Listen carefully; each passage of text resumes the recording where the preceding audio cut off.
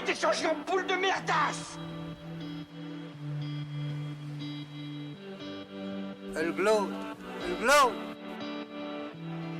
Il faut qu'on pète. Alors moi, il m'épate.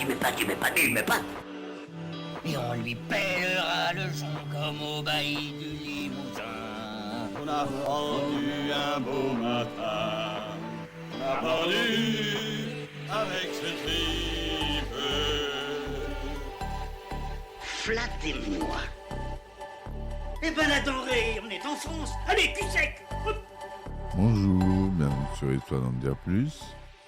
Aujourd'hui, on continue avec la séquence Stanley Kubrick, avec une de ses œuvres majeures, 2001, l'Odyssée de l'espace. Allez, c'est parti mon kiki.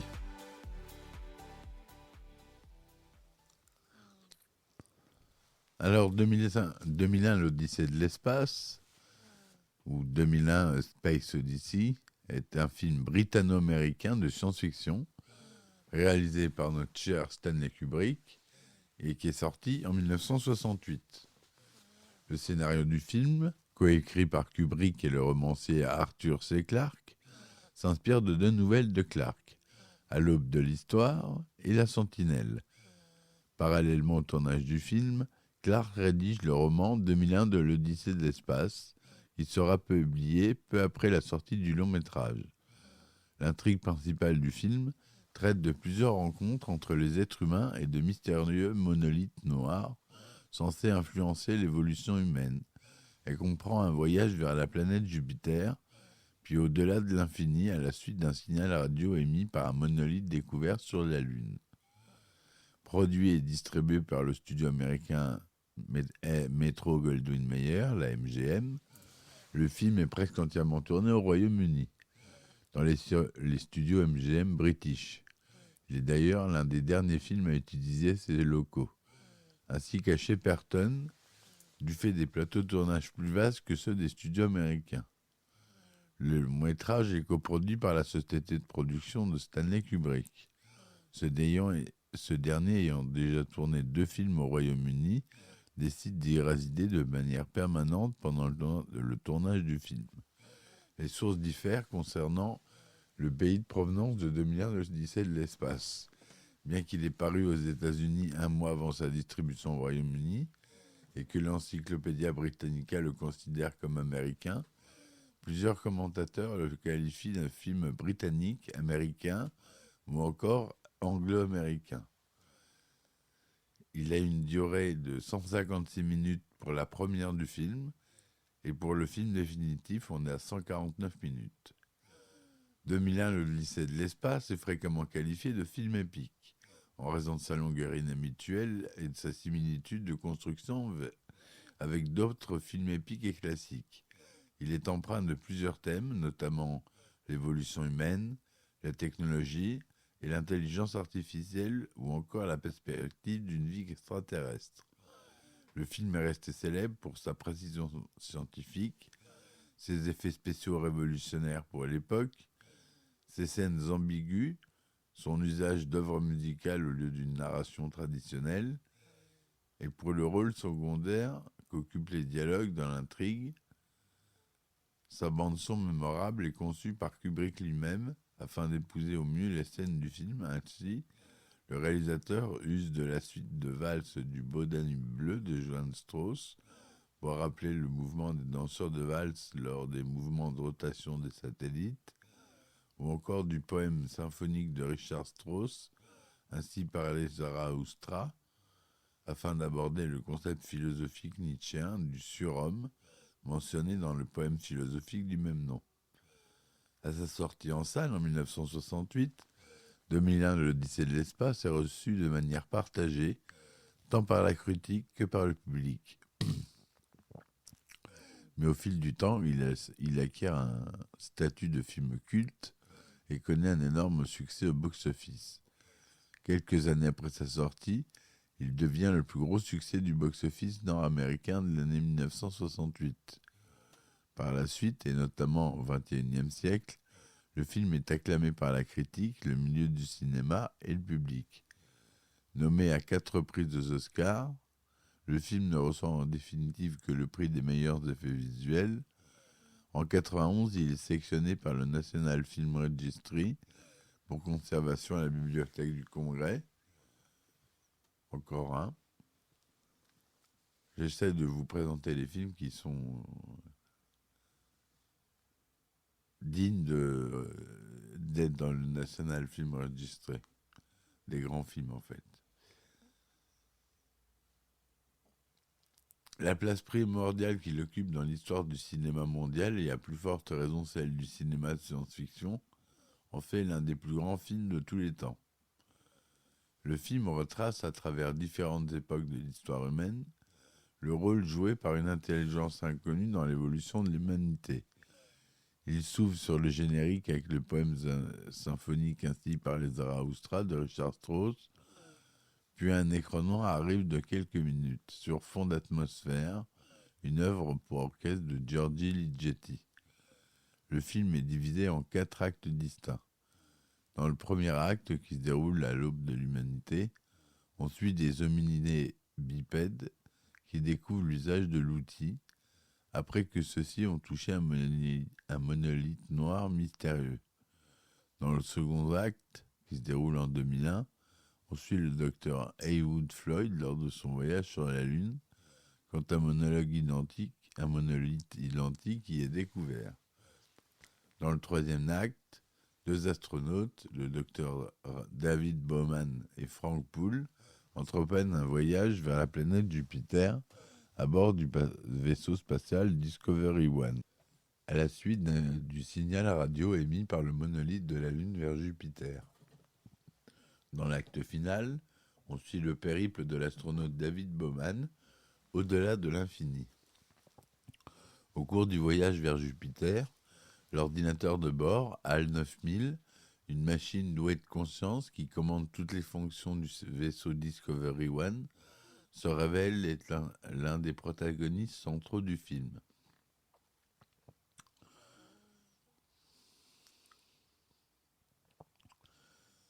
Donc, le titre original 2001 A Space Odyssey,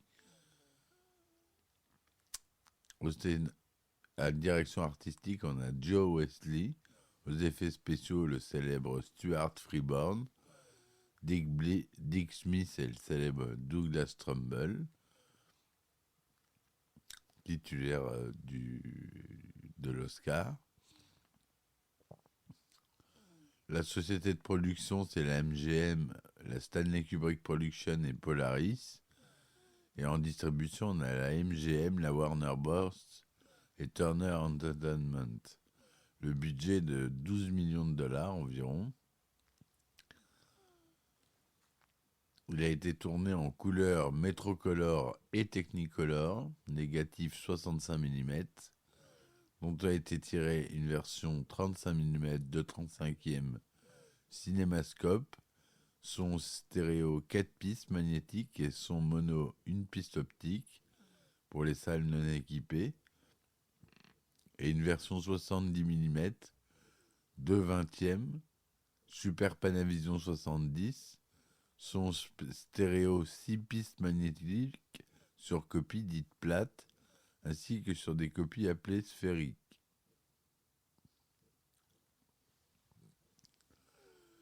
Il est sorti aux États-Unis le 2 avril 1968 en avant-première à Washington. C'est là qu'on a eu la version originale de 156 minutes. Et la sortie nationale le 3 avril 1968. Et en France, le 27 septembre 1968. Au casting, on a des acteurs plus ou moins célèbres. Keir Dullea, qui joue Dr Bowman, Gary Lockwood, Dr Frank Poole, William Sylvester, Dr Heywood R. Floyd, Daniel Richter, Moonwatcher, guetteur de lune, le chef des primates, etc., etc. On a Douglas Rain qui joue la voix de HAL 9000 ou Carl 500 en VF.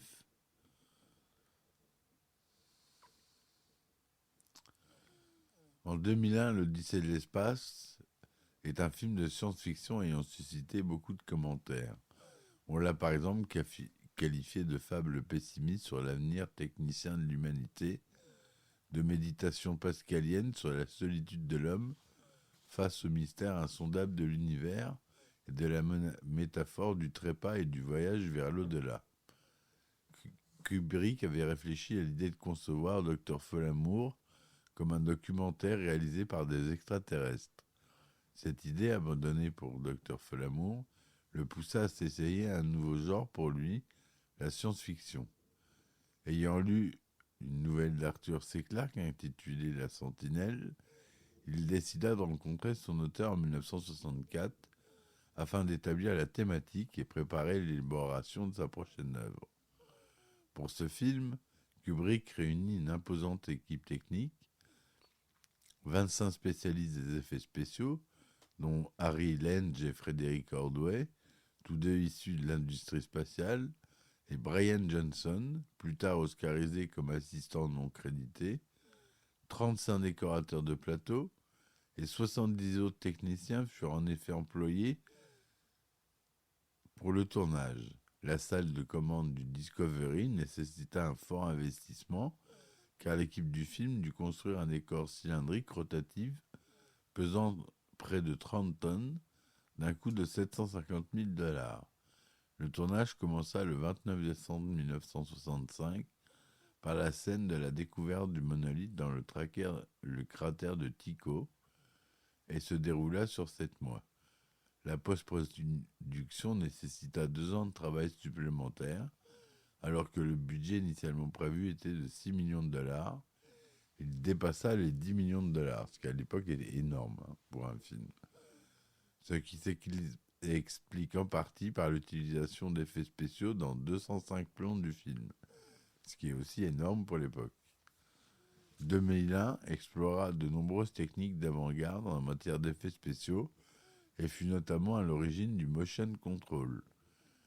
L'ensemble des éléments, le motion control, c'est une technique qui permet d'enregistrer les mouvements de la caméra et de les répéter ainsi à l'infini, ce qui permet beaucoup d'effets, comme la multiplication des personnages à l'écran avec un mouvement de caméra.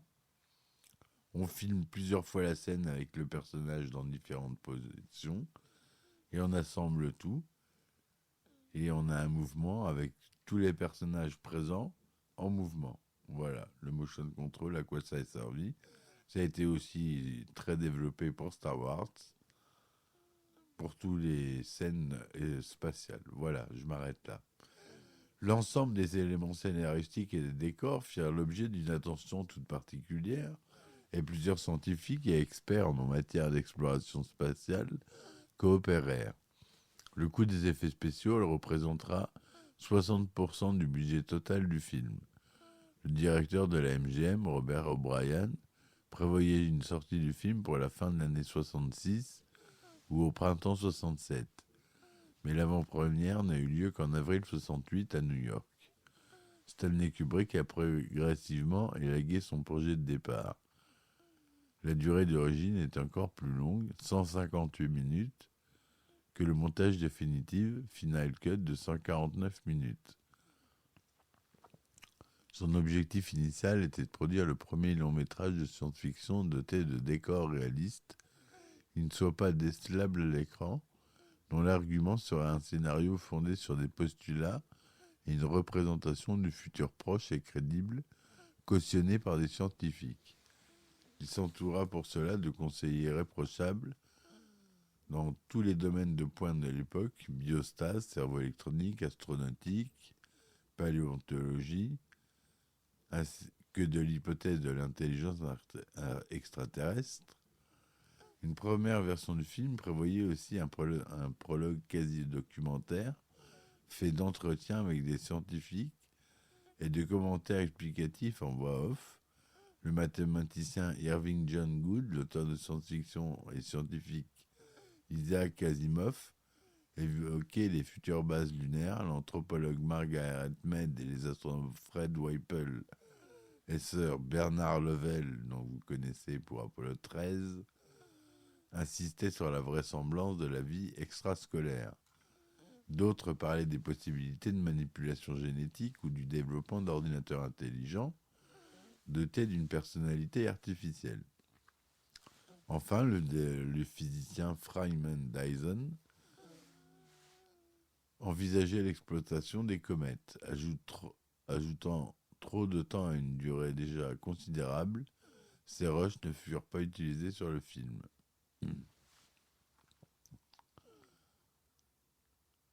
Pour le scénario, Kubrick se mit à la recherche du meilleur auteur de science-fiction de l'époque, du moins le plus sérieux sur le plan de la crédibilité technique.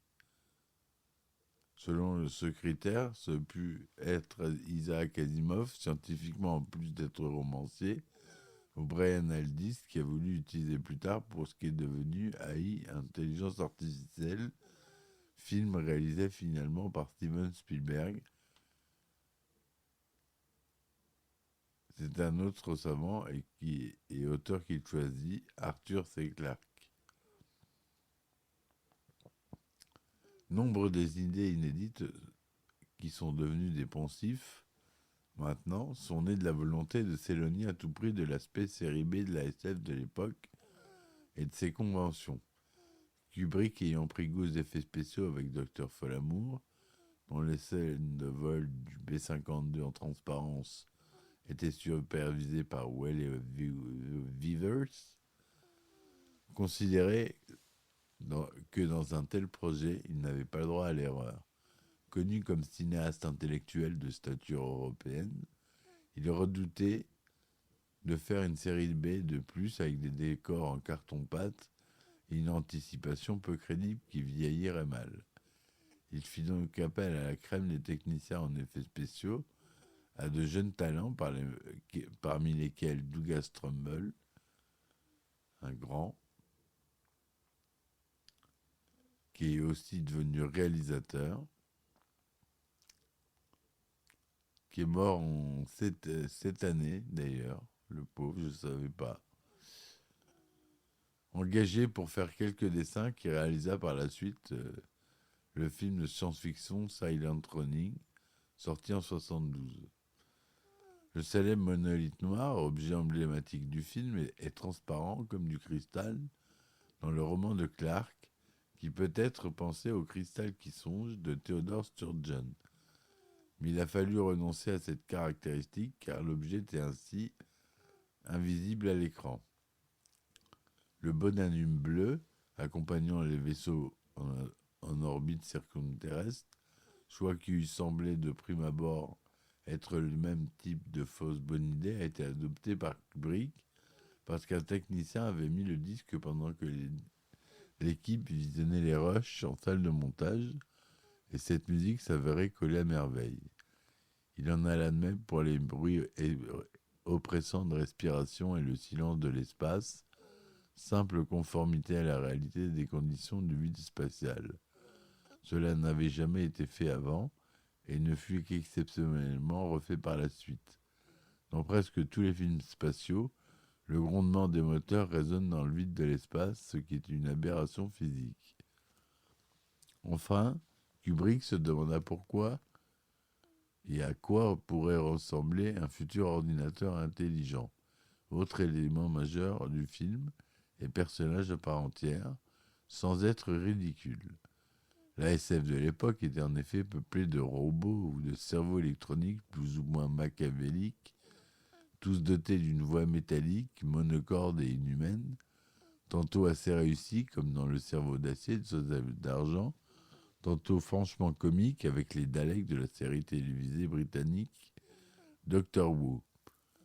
C'est pour cela que Kubrick a conçu HAL 9000 sous l'aspect plutôt rassurant initialement d'un calculateur central, tel qu'on en trouvait à l'époque dans les banques ou les compagnies d'assurance, matérialisé visuellement par la présence des caméras à bord du Discovery, évoquant un œil rouge parfaitement circulaire, y ajoutant des moniteurs vidéo où scintillent des graphiques épurés.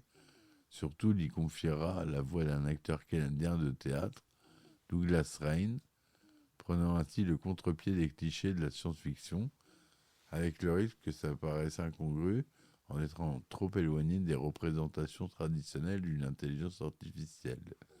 Or, à l'époque où la synthèse vocale n'existait pas, le surgissement soudain de cette voix british d'un pupitre de contrôle de type IBM 360 était saisissant. Ayant obtenu auprès de la MGM un contrôle artistique total, prenant un risque considérable, Kubrick décida d'aller plus loin en laissant le spectateur libre de se faire sa propre idée sur le sens du film.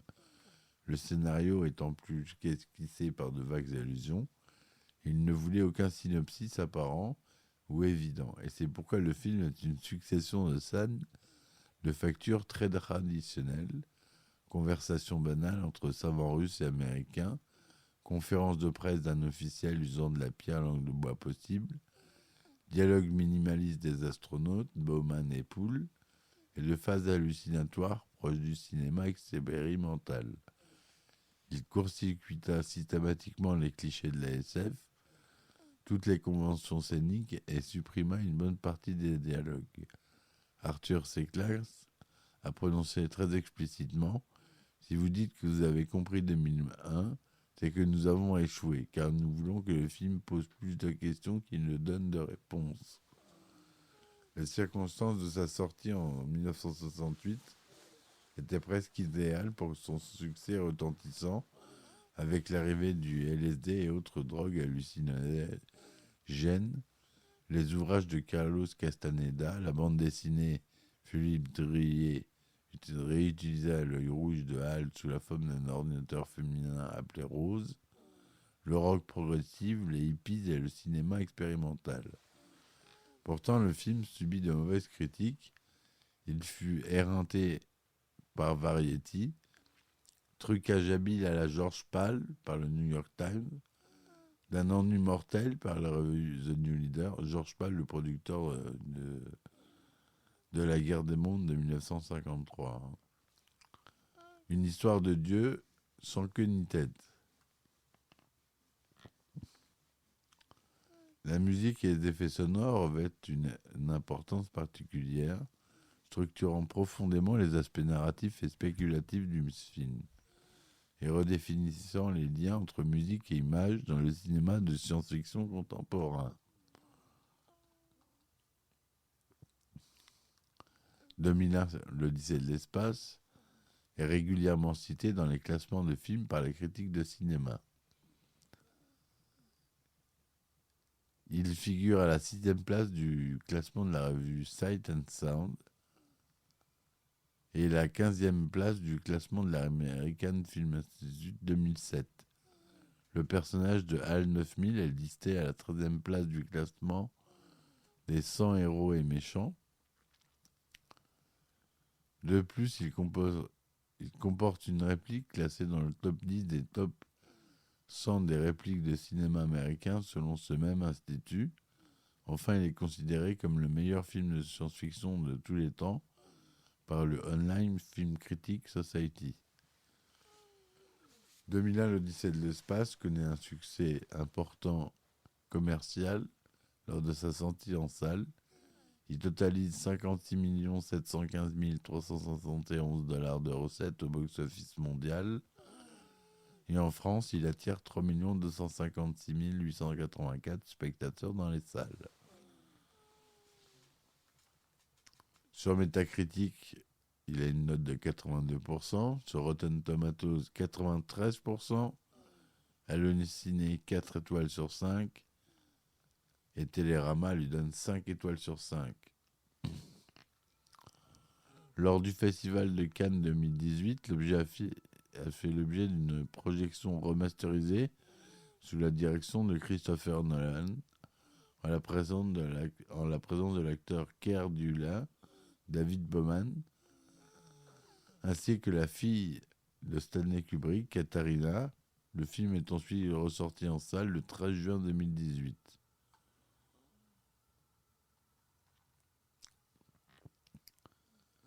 L'initiative du projet revient à Stanley Kubrick qui, connaissant l'œuvre du romancier Arthur C. Clarke, le contacta afin de voir dans quelle mesure ils pourraient travailler ensemble sur le légendaire bon film de science-fiction. Le scénario et un livre ont été conjointement écrits par Arthur C. Clarke et Stanley Kubrick. Néanmoins, il fut convenu qu'Arthur C. Clarke conserverait officiellement la paternité du livre et Stanley Kubrick celle du scénario. Le film et le livre ont été en fait développés en parallèle. Certains passages du livre ont par exemple été inspirés par le visionnage des épreuves de tournage quotidiennes et inversement. Le film s'est enrichi de certaines idées apparues tardivement dans le roman. La véritable origine du film vient de deux nouvelles d'Arthur C. Clarke, comme on l'a dit tout à l'heure, à l'aube de l'histoire en 1954, d'où sort l'idée d'un cristal d'origine extraterrestre qui fait naître l'intelligence chez l'homme préhistorique, et les Sentinelles, en 1948, d'où l'idée d'un objet extraterrestre abandonné sur la Lune et faisant depuis office de signal d'alarme. Toutefois, il ne s'agissait pas encore d'une pyramide et non d'un monolithe, tel qu'il se révèle lors de l'œuvre de Yatrides dès la fin des années 50. La signification de l'acronyme HAL est Heurastically Programmed Algorithmic Computer, d'après le roman 2001 l'Odyssée de l'espace, et Heuristic Algorithmic Computer dans la suite 2010 Odyssée 2. Dans la version française, l'ordinateur s'appelle Carl 500, acronyme le cerveau analytique de recherche et de liaison. Certains spectateurs ont remarqué que les lettres HAL correspondaient au décalage alphabétique des lettres IBM, entreprise qui a participé à la réalisation du film. Mais Arthur C. Clarke a indiqué qu'il ne s'agissait que d'une coïncidence. Parmi les différences notables entre les deux œuvres jumelles, dans le film, le vaisseau spatial se dirige vers Jupiter, les monolithes étant en orbite autour de cette planète, alors que dans le livre, il se dirige vers Japet, un satellite de Saturne, à la surface duquel se trouve le monolithe. Jupiter étant seulement survolé pour utiliser son assistance gravitationnelle, le monolithe est totalement noir et opaque dans le film, et est décrit comme translucide à l'écran. Les proportions de l'objet ne sont évoquées que dans le roman par C. Clarke à plusieurs reprises. 1 par 4 par 9, c'est-à-dire les carrés des 3 premiers entiers naturels non nuls. Ces chiffres magiques se révèlent soudain être, pour David Bowman, vers la fin de son épopée d'être humain, la clé du secret qui régit le comportement du monolithe et ce pourquoi il a été créé. Dans le film, Hal refuse à Dave le retour dans Discovery, le condamnant à mourir dans le pod. Dave parvient à rentrer par le sas de secours, malgré un séjour de quelques secondes dans le vide. Dans le livre, Dave n'est pas sorti du vaisseau, mais à cause de la responsabilité présumée de Hal dans la mort de Frank, il demande à l'ordinateur le réveil de l'équipage en état de stase. Hal ouvre alors le sas de la navette pour faire le vide dans le vaisseau et tuer l'équipage. Dave parvient à rejoindre une armoire de secours pour enfiler un scaphandre. Ainsi équipé, il pourra maîtriser Hal. À noter que pour tous les cas de divergence entre le film et le livre, les romans de Clarke qui feront ensuite, à 2001 l'Odyssée de l'espace, se baseront sur les éléments du film et non ceux du livre. La suite du roman d'Arthur C. Clarke, publié en 1982, intitulé 2010 l'Odyssée 2, a fait l'objet d'une adaptation au cinéma. Il s'agit bien dans ce cas d'une adaptation et non d'une collaboration étroite, sortie en 1984, 2010, l'année du premier contact. Répond à certaines interrogations que le film originel laissait volontairement en suspens. Cependant, ni le livre ni le deuxième film n'eurent un succès comparable à leurs prédécesseurs. Arthur C. Clarke publia malgré tout 2 volumes supplémentaires, 2001, l'Odyssée 2061, l'Odyssée 3 en 1988 et 3001, l'Odyssée finale en 1997. Voilà ce que je voulais vous dire sur ce film culte qui est long, qui est lourd à voir, mais il faut le voir. Pour sa culture cinématographique, c'est une des plus grandes œuvres qu'on ait jamais vues. La musique, l'image, tout est assez extraordinaire. Et il y a une version 4K restaurée et sortie. J'ai cru voir passer ça. Donc, à vous de vous presser dans vos magasins préférés pour vous procurer... Quoique c'est pas facile à trouver en magasin, peut-être sur Internet, pour vous procurer ce film si vous ne l'avez pas encore vu. Et il faut le voir en 4K. Moi, je vous conseille de voir tous les films en 4K, avec un système de son le meilleur que vous puissiez avoir, pour profiter du film à fond. Voilà. J'espère que cette séquence vous aura plu, ce podcast. Je vous dis à très vite pour une nouvelle... chronique. Merci de m'avoir suivi. Laissez-moi des petits commentaires, des petits likes. Et je vous dis à très vite pour de nouveaux épisodes. À ciao, ciao. Il a été changé en boule de merdasse. Elle glow. Elle glow. Il faut qu'on pète. Alors moi, il m'épate. Et on lui pèlera le son comme au bailli du Limousin. On a pendu un beau matin, on a pendu avec ce tripe. Flattez-moi.